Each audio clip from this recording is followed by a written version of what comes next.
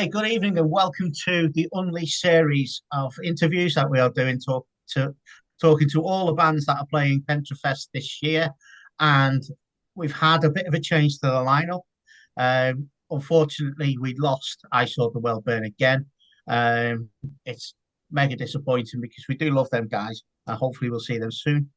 But last minute stand-ins, and it's no means a downgrade at all. We have our Metal to the Masses 2003 winners, Dystopian Sun. Jack, how you doing?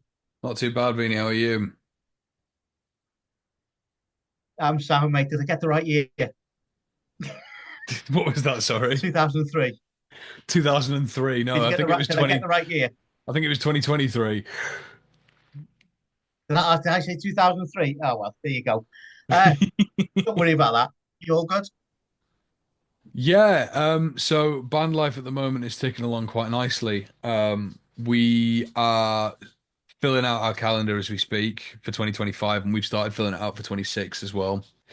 Um, there is obviously we've had a few member changes, so trying to get them integrated into sort of band life and how we like to run things has been quite fun. And they've been picking it up in their strides, to be fair.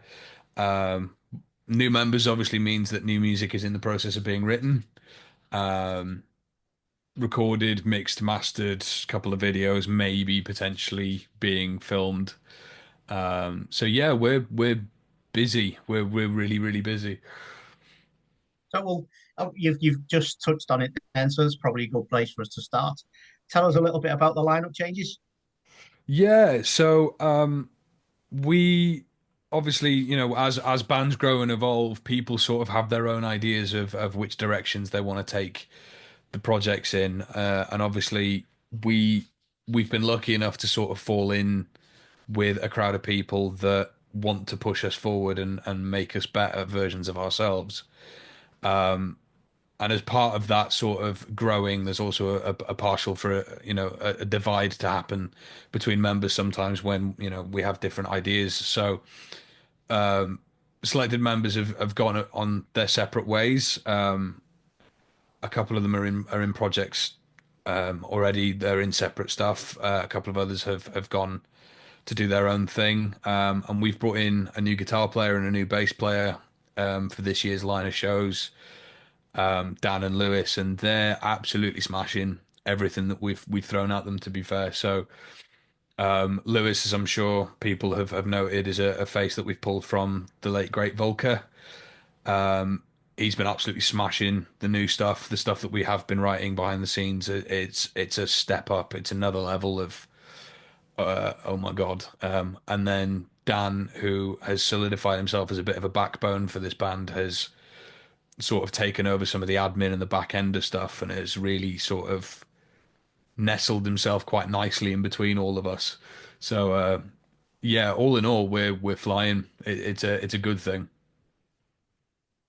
So, obviously, it was good for us to see Dan because he's got a bit of a history with us as well in his He previous has, bands. yeah, Um, so he obviously got a bit of, a little bit of experience to bring into the thing. How's that worked out absolutely. with you? So yeah, the fact that Dan was in a project, who are still sort of they're not as active as they previously were, but they still play shows here and there.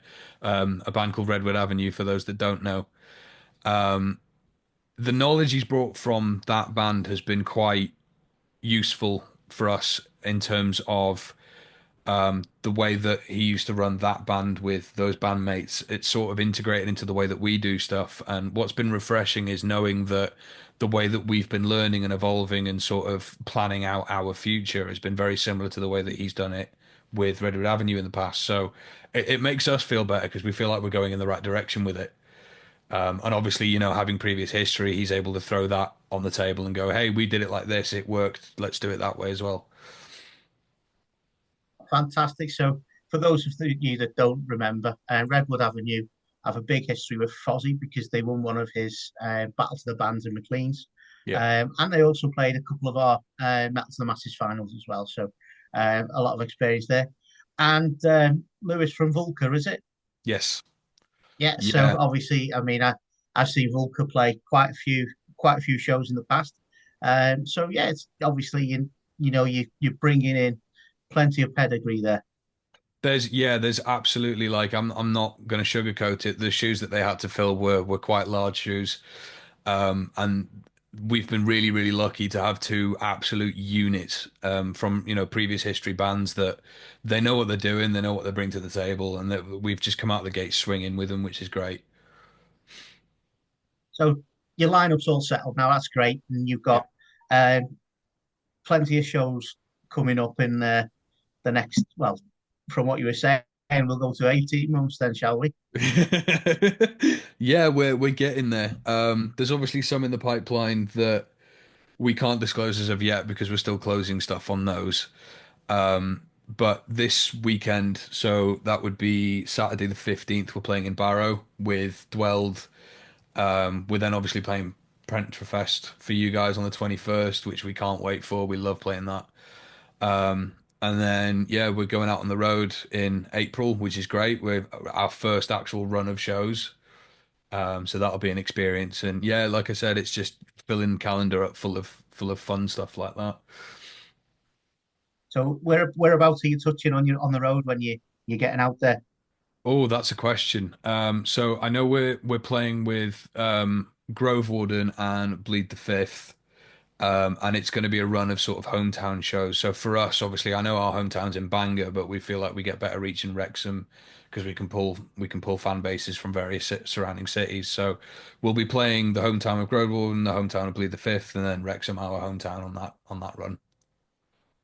Oh, fantastic! So that seems like a nice little tasty thing for us to get our teeth into. So Absolutely. yeah, that'll be quite good. So obviously, we want to thank you for stepping in the late stage that you have done. That's all good. Uh, you know, we are eternally grateful to have such a quality band.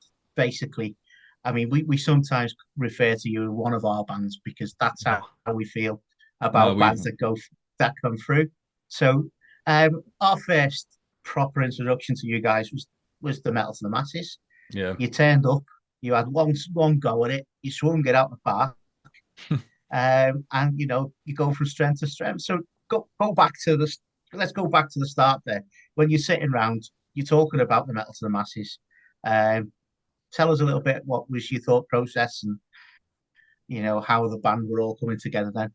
I'm not going to sugarcoat it. We feel incredibly lucky with Metal to the Masses because obviously a lot of friends of ours have played Metal to the Masses competition shows, and some of them have been doing it 5, 6 years and haven't been able to get through to play Bloodstock. So we are internally grateful, and we feel quite lucky that we've been able to do that on our first go around.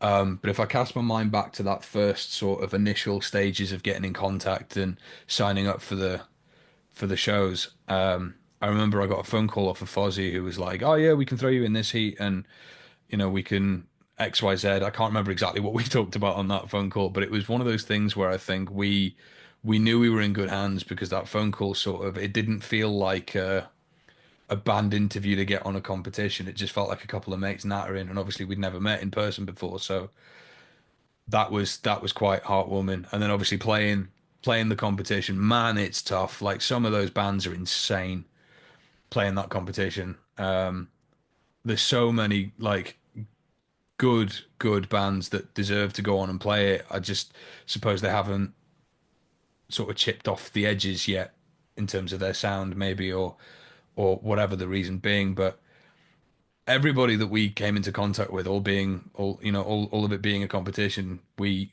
made some really good friends along the way. And I can remember sort of that moment where we got the results of Heat One and we got the results of the semi final and then the final, like just the anticipation feeling and then the adrenaline sort of smashing you in the face when you get that result. We're still yet to find anything like that, exhilarating wise. So yeah, we had a great time. Well, the final itself, you know, it was a tough final. To be fair, you know, three other brilliant bands, and I think it was competitively, it was probably the hardest one. But Yeah. when you came off the stage after your set, we never had a crowd reaction like that before. Yeah, I remember Um, that. That was mental. and it was almost like I was encroaching on your space, and how dare I come and get you off stage, and the crowd, Yeah. it was literally a crowd went wild moment. You Yeah. know, how did that God, feel for yeah. you guys? Because for Nothing me, such even that. just talking about it now, hairs on the back of my neck standing Yeah, up, do you know what? It's crazy. Like literally listening to you talk about it, and I'm sort of reliving it as you're explaining it. I'm sort of we've yet to have another experience quite like that where they're just it makes me feel like I'm in a band that's bigger than the band that we're in. It's quite a strange thing because they just wouldn't stop. They wouldn't stop. And it was like we sort of as much as see this is the horrible thing. I don't want to come on here with an ego, but like as much as other bands deserved it as much as we did, the fact that we had that reception, we felt pretty good after that. We were like, okay, cool. At least if we don't win it this time, there's a chance that if we come back that we will get it eventually. And we were lucky enough to get it on that first go, and it was just yeah, the crowd reaction and everybody sort of it didn't feel this is where I think it is for me is that it didn't feel like a dystopian sun win. It felt like our win, like the crowd and the band and the promoters and the venue, like everybody together. It felt like everybody was in it for the right reasons and that it all came out the way that it was supposed to. And I suppose like I said, we feel eternally grateful for that because it has skyrocketed the rest of our sort of mission, if you will. well, to be honest, hearing you say that, that does actually make me feel a little proud because Yeah. it is something we try to foster. It's a massive selection process to get people there, but it's not just about winning. It's Yeah. about putting on shows. It's about people getting, contacts with each other. It's about making new 100%. friends. It's about some bands will never play in front of a crowd like that. It's about putting that in place.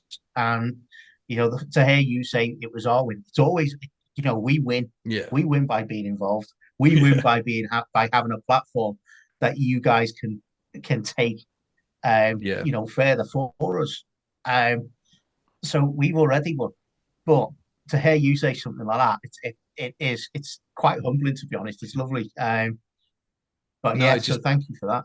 no, it's all good. Like I think it's when you put it all into perspective and you sort of think back to it and you're like, yeah, cool. Me as a vocalist for Dystopian Sun and the rest of the guys in Dystopian Sun that played that show and got through that competition.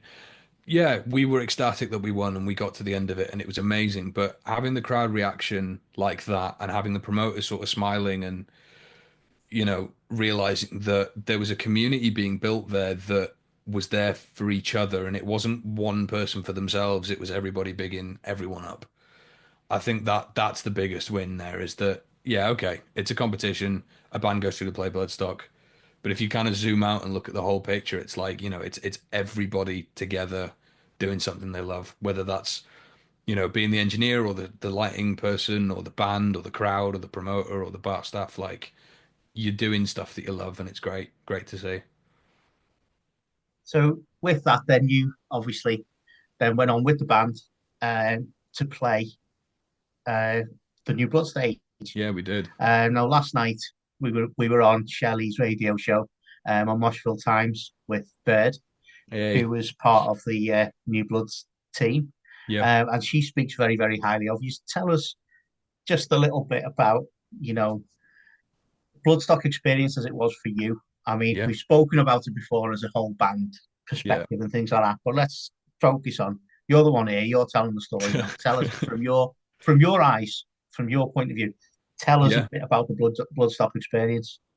So yeah, Bloodstock was a festival that I remember growing up watching on TV and YouTube and sort of seeing highlights of my favorite bands playing these stages that were in front of thousands of people and if I think back to little 6-year-old me sort of going, I'll never play on a stage in front of thousands of people. That'll never happen, but it'd be great to do one day.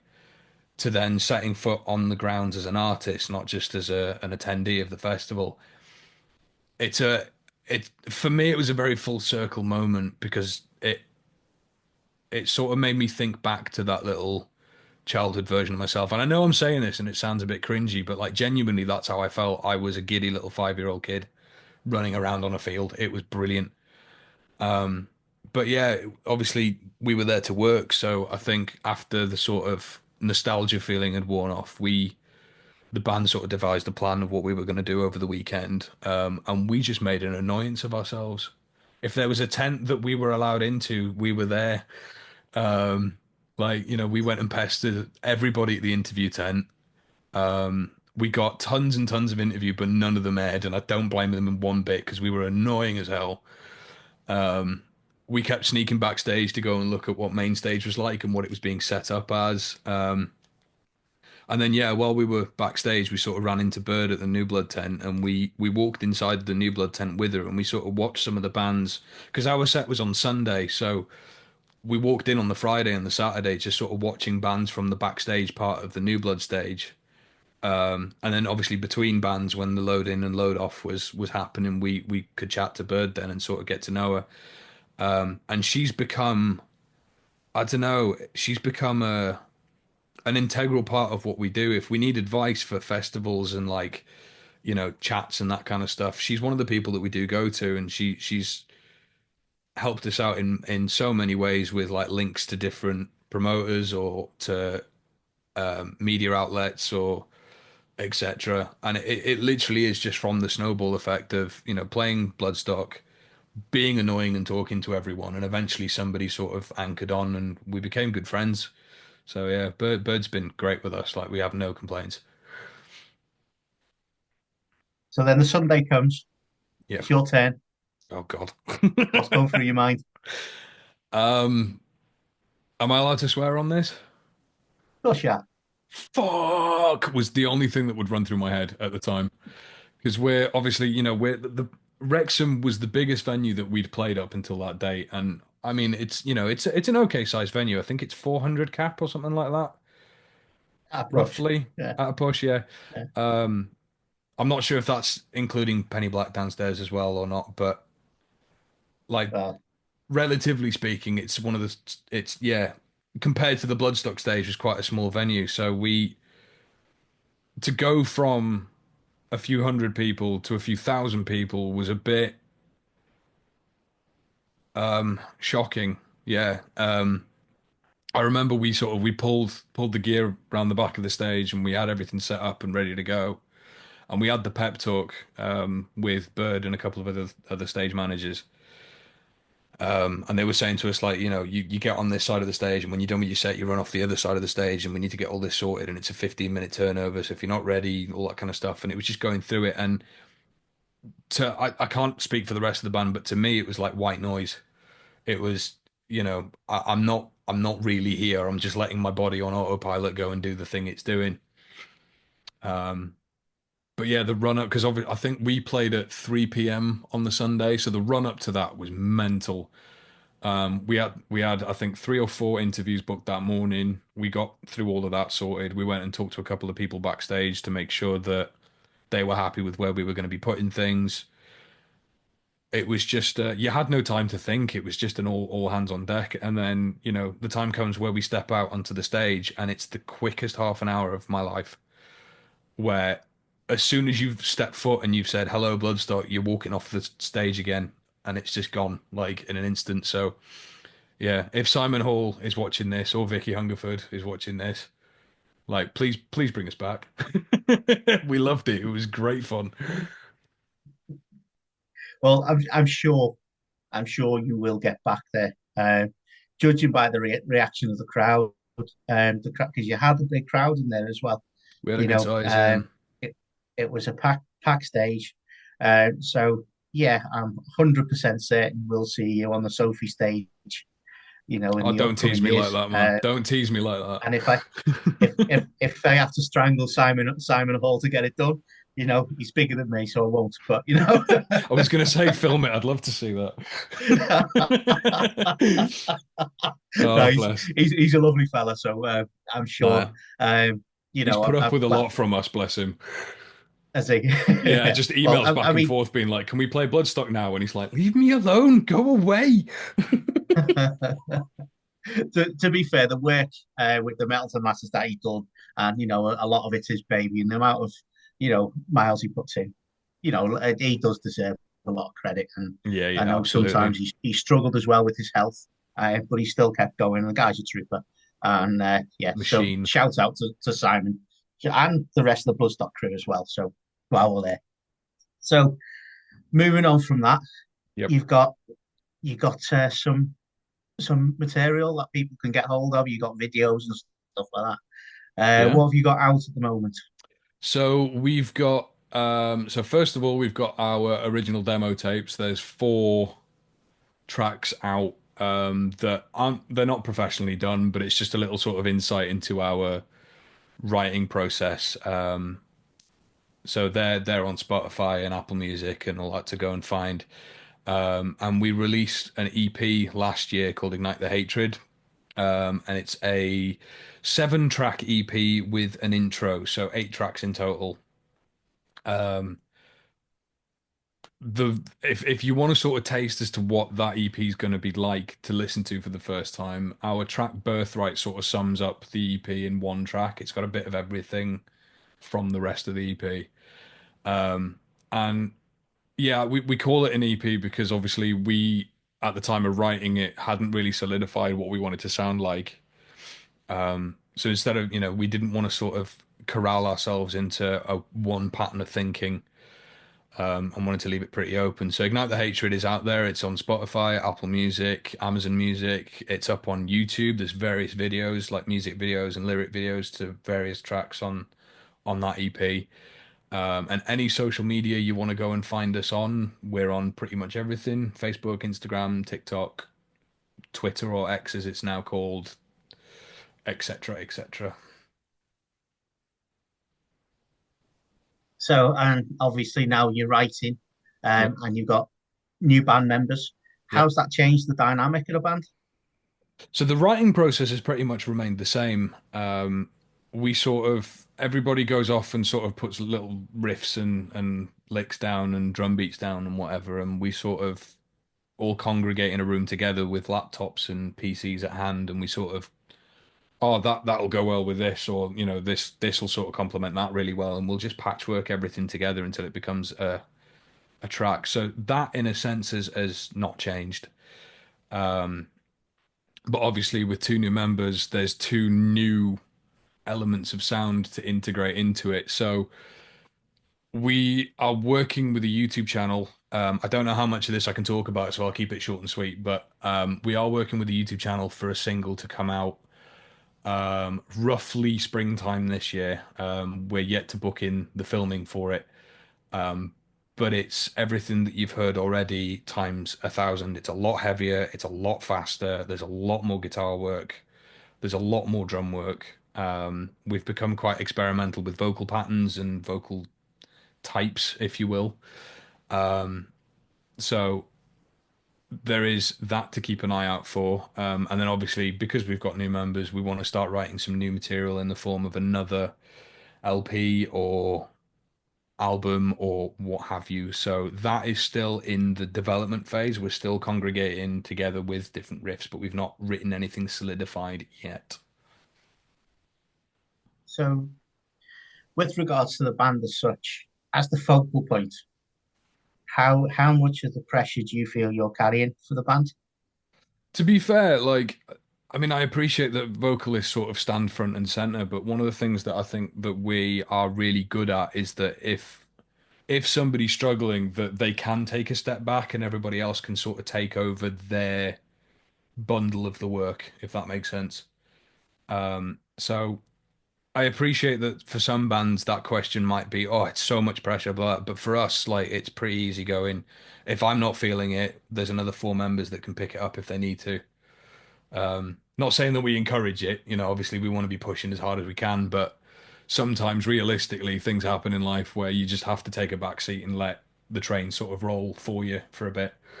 So yeah, this band's pretty good at picking that up. Okay, so um, tell us a little bit about when you were forming the band and things like that. What kind of influences were you bringing in, and how did you use them to shape the way the band was going?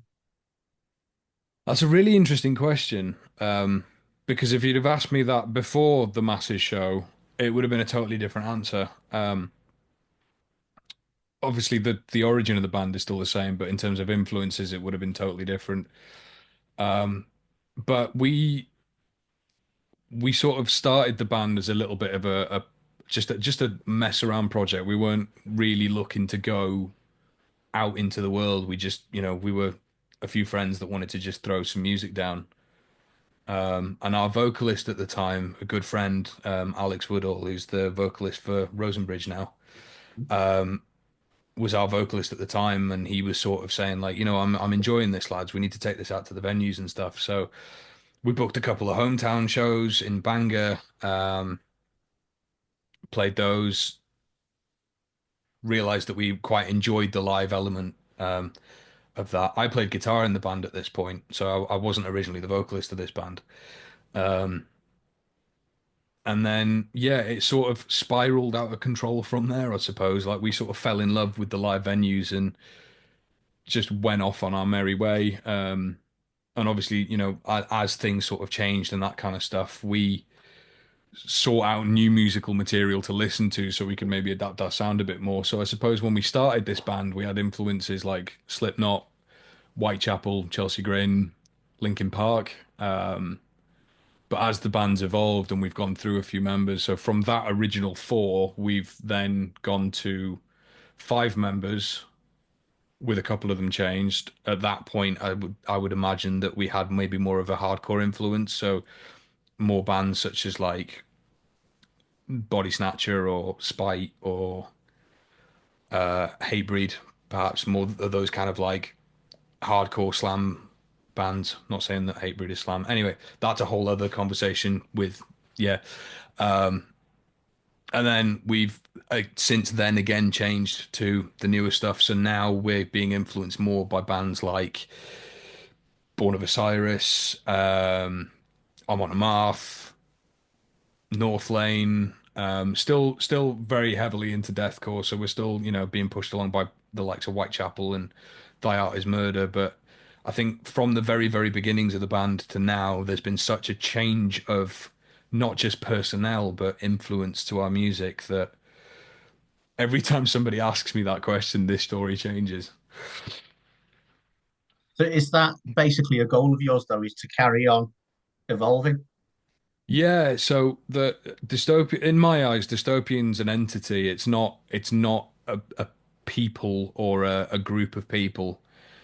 It's it will always exist in some form of capacity, whether that be in front of people in live venues or, for example, if there is a reason that we can't carry on doing this, that it will at least be a bedroom project so people can still, tune in and listen. So I think the plan for Dystopian is to maybe not always keep it relevant, but always keep it an entity that people can look back on and call upon in their moments of needing it. That's fantastic. Is there anything else you'd like to add to this, Jack? Do you know what? I think I've waffled on enough. I think I've gone through everything and all that I can do. So I appreciate very much that question, but I'm gonna shut up now. Well, just one more then from me is Absolutely. what can we expect from a festival headline show from Dystopian Sun? What can you expect? We like to kick gates open. So if you're somebody that enjoys throwing yourself around in a pit, you are our kind of person. If you're the type of person who likes to sit at the back and watch people throw themselves around and break bones, you are also our type of person. We like having a mixture of everybody that we can get involved. Fantastic. Well, thanks for taking time out to speak to us. No, thanks As for having me. always, it's a pleasure. Thank you. You're a star to us now. Oh, bless you. We love the fact that you're still going to come and play for us and things like that. And hopefully, one day we'll be seeing you back on the big stages. Oh, we So can't wait thanks for for that. talking to us, and we will see you on the Friday night. We'll see you at Pentrefest. Thank you so much. Hi, I'm Jack. I'm the vocalist of Dystopian Sun, and we're headlining the Friday at Pentrefest. This is Birthright, our single on Ignite the Hatred.